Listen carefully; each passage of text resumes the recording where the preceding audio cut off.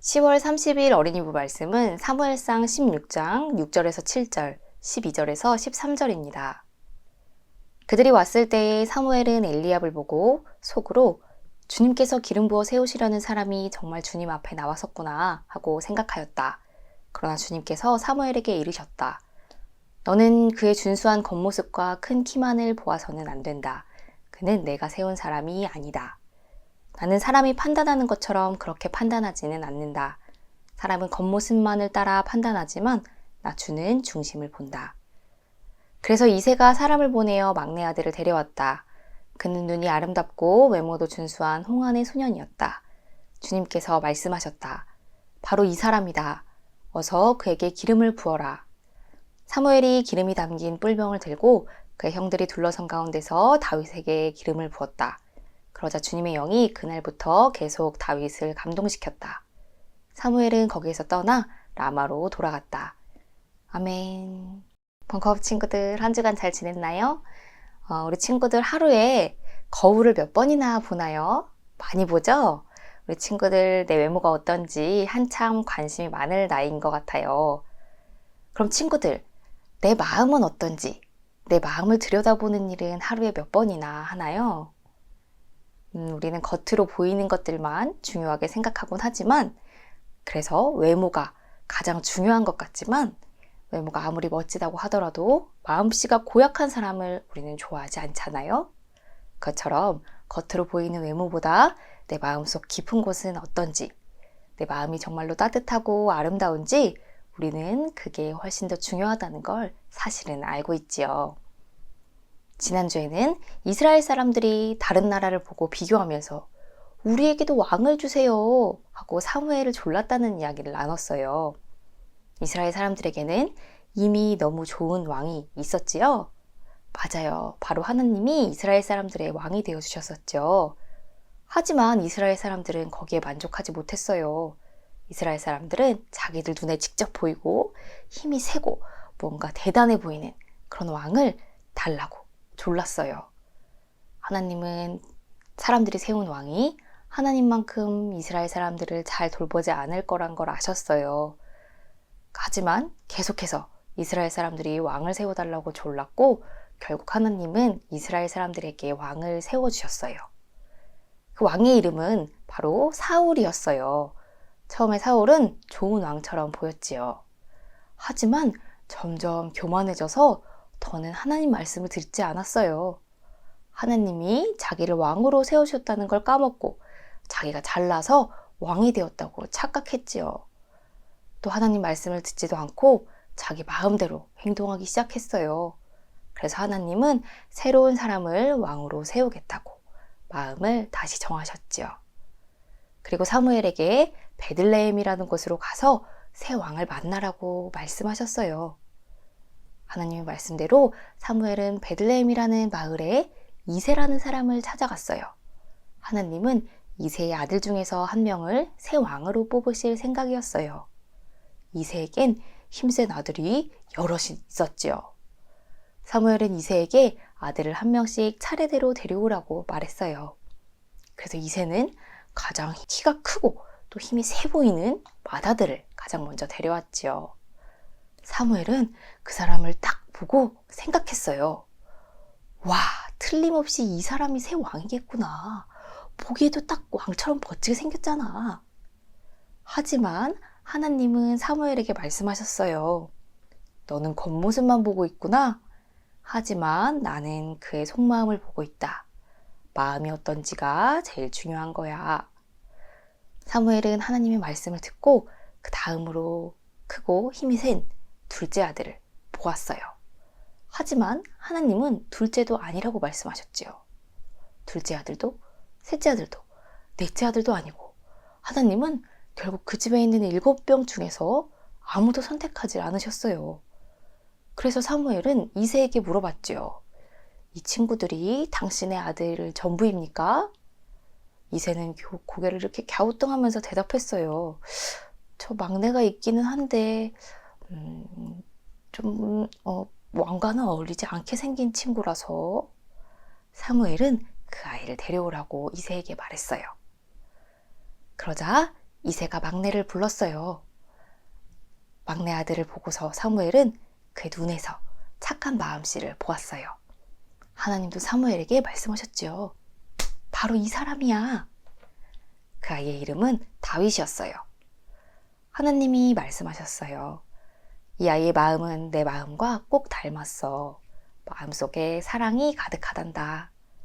사무엘은 다윗의 머리에 준비해간 특별한 기름을 부었어요. 하나님이 택하신 사람이라는 걸 알려주는 특별한 의식이었지요. 사무엘은 다윗에게 너는 하나님이 세우신 왕이 될 거야 하고 말해주었어요. 나중에 다윗은 왕이 되었지요. 이새의 아들들을 만났을 때 사무엘은 겉으로 드러난 모습만 보고 판단하려고 했어요. 키가 크고 멋진 그런 외모를 가진 첫째를 보고 사무엘은 당연히 첫째가 왕이 될 거라고 생각했지요. 하지만 하나님은 겉모습이 아니라 속마음을 보셨어요.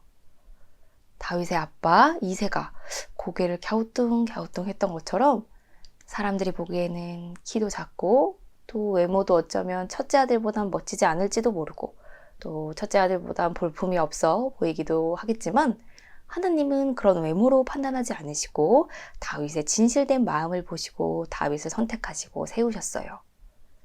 사랑하는 벙커업 친구들, 하나님은 여러분의 외모가 아니라 여러분의 마음 깊은 곳을 들여다보시는 분이세요.